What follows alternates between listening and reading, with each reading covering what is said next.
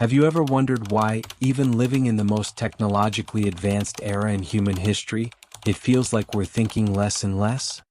If you stay with me until the end of this video, I promise you'll begin to understand why psychology suggests the world is growing dumber. Not because our brains are shrinking, but because of the invisible forces that shape the way we think, feel, and consume reality. And once you see these forces clearly, you may never look at society, or even yourself, the same way again. If you've ever felt frustrated by the ignorance around you, if you've ever asked why humanity, surrounded by endless knowledge, still seems to choose darkness, this video is for you. Think about it. We live in a time when you can access Aristotle's wisdom, Einstein's discoveries, or Jung's reflections with just a few taps on your phone. Yet, instead of becoming more lucid, we're drowning in misinformation, conspiracy theories, and meaningless distractions. It's like standing in the middle of the greatest library ever built, and instead of opening the books, everyone's fighting over the graffiti on the bathroom wall. Everywhere you look, stupidity doesn't just survive, it thrives. Social media rewards outrage more than truth. Schools teach you to pass tests, not to think. People trust headlines more than reality itself. And intelligence, the kind that truly matters, is slowly becoming an act of rebellion rather than the natural default. But maybe the problem isn't as obvious as it seems. Maybe stupidity isn't just the absence of intelligence, it's something deeper, rooted in human psychology itself. After all, we weren't programmed to chase truth at all costs, we were shaped to survive. And often, survival prefers comforting lies over painful truths. Imagine this scene. You're scrolling through your phone after a long, exhausting day. You could choose to watch a deep, thought-provoking documentary that challenges your certainties, or click on a short, funny video that asks nothing from you. Which do you choose? And more importantly, why? This isn't just laziness. It's a pattern. A psychological trap. Our brains are constantly wired to conserve energy, and in the digital age, that instinct has turned against us.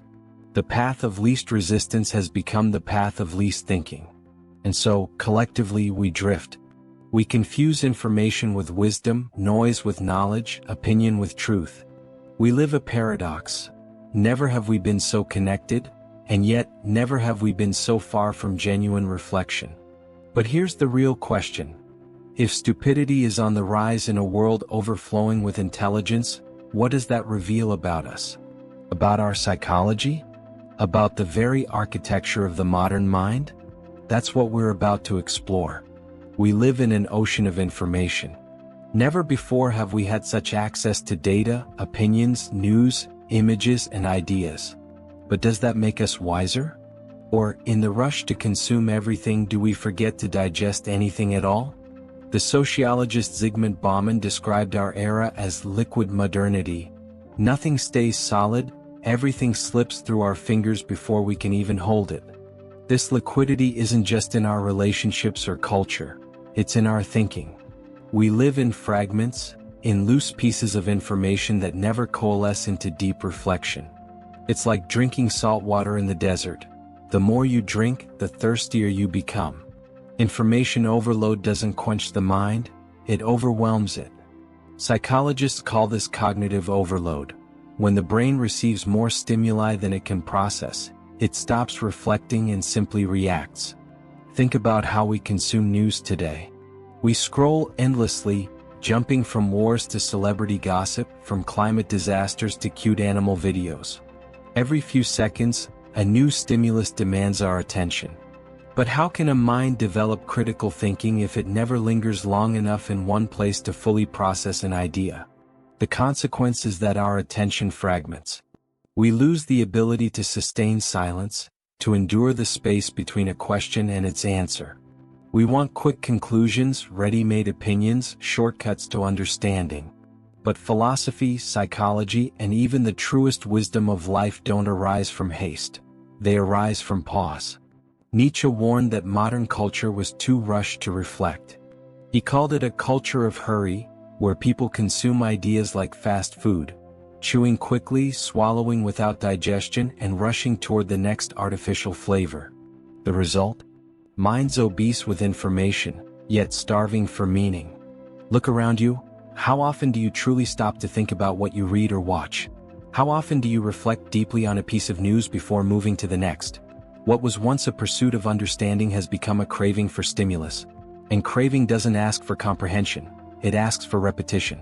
So our collective intelligence isn't dying from lack of information. It's suffocating from excess. We aren't facing a hunger for knowledge, we're facing intoxication. And like any poisoning, the excess slowly kills what should nourish us. Which brings us to an inevitable question. What happens to an entire society when reflection becomes impossible? When slow, deep thinking no longer fits the way we live? There's a seductive myth in our time, that the collective is always wiser than the individual. Social media feeds this idea, as if the sum of millions of shallow opinions could somehow turn into profound truth. But is that really wisdom? Or are we merely witnessing individual stupidity transformed into collective stupidity, amplified by algorithms?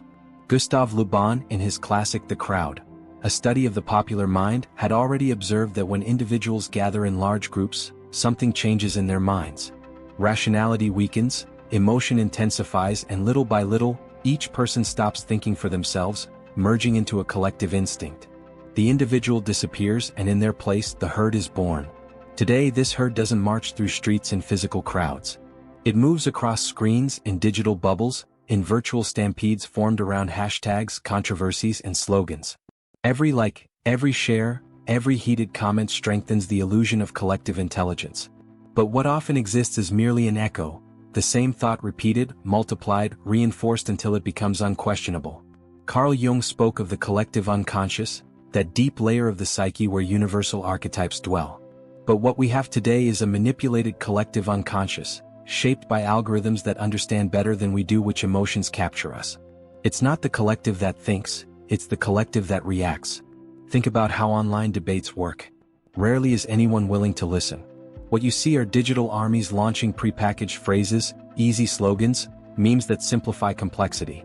It's as if intelligence has been replaced by conditioned reflexes. Victory doesn't go to those who think more deeply, it goes to those who shout the loudest. And the most insidious part is that this process feels comforting. Because thinking alone is agonizing. Carrying doubt is painful. But merging with the crowd gives us a sense of belonging. As if, by repeating the same ideas, we could rid ourselves of the burden of thinking for ourselves. Psychology shows that this phenomenon is rooted in fear. Fear of exclusion, fear of being wrong, fear of being different. It's safer to agree with the crowd than to risk the solitude of reflection. So collective stupidity isn't just a flaw, it's anesthesia. A way to escape the discomfort of autonomy.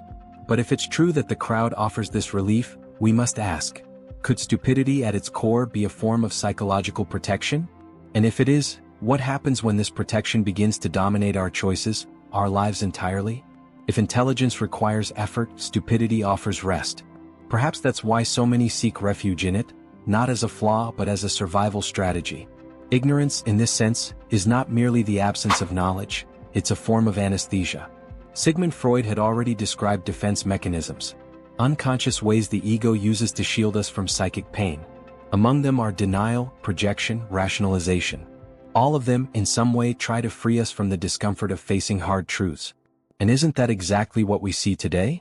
Entire societies denying obvious problems, from climate change to the collapse of mental health, as if closing our eyes could make the world any less threatening. Gabor Maté, a contemporary physician and thinker, echoes this idea. The human mind often prefers illusion over pain. It's easier to believe in simplistic narratives than to confront the complexity of reality. That's why conspiracy theories find such fertile ground. They offer quick answers, clear villains, and linear explanations for problems that, in real life, are painfully ambiguous. Imagine someone losing their job. The reality can be brutal. Economic crisis, structural inequality, systemic injustice. But accepting that complexity requires facing powerlessness, uncertainty, and pain. It's far easier to believe in a hidden force, a clear enemy, a simple explanation. The theory may be false, but it offers something more valuable than truth, relief. And here lies the paradox. Ignorance is not just a cognitive flaw, it's a self-preservation mechanism. It protects us from the unbearable weight of consciousness. Because thinking deeply is dangerous. It can lead to anguish, to emptiness, to the realization that our certainties are fragile and our lives more vulnerable than we'd like to admit. Nietzsche said, truth is ugly. And perhaps that's precisely why stupidity becomes so alluring. It offers beauty where reality offers pain. It offers order where life is chaotic. It offers certainty where only questions exist. But there's a price. The more we take refuge in the comfort of ignorance, the more we surrender our autonomy. We stop thinking for ourselves and allow others to think for us. Politicians, ideologues, opinion leaders, algorithms. Self-deception becomes a prison, a comfortable cell where we trade freedom for tranquility. And then comes the inevitable question. If stupidity protects us from pain, what happens when that protection starts to govern not just individuals, but entire societies? We reach a point where deep thinking is not just rare, it's almost subversive. Critical thinking, once considered the foundation of freedom, now seems to be in rapid decline. And psychology shows this isn't a coincidence. It's a direct consequence of a culture that replaced reflection with haste and depth with appearance. Hannah Arendt, analyzing the horrors of the 20th century, spoke of the banality of evil. For her, evil wasn't necessarily the product of conscious monsters, but often the result of ordinary people's inability to think critically about their actions. Evil, in part, is born from superficiality. If we look at the present, we see something similar. We don't need explicit censorship to stifle reflection. All we need is infinite distraction. Transform every complex question into a punchy phrase, a 10-second meme, a quick video designed to provoke laughter, outrage, or tears, but never thought. Cognitive psychology distinguishes between fast thinking and slow thinking, a concept popularized by Daniel Kahneman. Fast thinking is intuitive, automatic, impulsive. Slow thinking is analytical, reflective, deep. Our digital age, built on instant dopamine hits, stimulates only the first. We are training our brains to react, not to reflect. Look at how we consume information. We swipe our fingers across screens, chasing the next stimulus, unable to linger on a single idea for more than a few seconds. Social media has trained us to believe that every question can be summed up in a caption, every problem explained in 280 characters, every experience reduced to a filtered image. Complexity has become inconvenient, and therefore disposable. The result is a generation that confuses access to information with the ability to think. But carrying a library in your pocket doesn't mean you know how to read. Being exposed to 1,000 ideas a day doesn't mean you reflect on any of them. Education, instead of liberating us, often reinforces this process, turning learning into a race for results and certificates, rather than a quest for understanding. Paulo Freire once warned, education is not the transfer of knowledge, but the creation of possibilities for its own production. Yet we live in a culture that doesn't teach us to think, but to repeat. It doesn't encourage questions but ready-made answers. Critical thinking, which demands discomfort and patience, cannot adapt to the pace of the digital age. And then we face the most dangerous question of all. If we no longer think deeply, if we no longer question the narratives around us, can we still call ourselves free? We return then to the initial question. If we are the most intelligent species ever to walk the earth, why do we seem increasingly incapable of thinking? Along this path, we see that it isn't a lack of information but an excess. Not a lack of intelligence but its dilution within the collective. Not an isolated flaw, but psychological mechanisms that prefer the comfort of ignorance to the burden of consciousness. At its core, stupidity is not just the absence of reason, it is also defense, anesthesia, escape. But does this mean we are doomed? Perhaps not. Because, contrary to appearances, consciousness is still possible.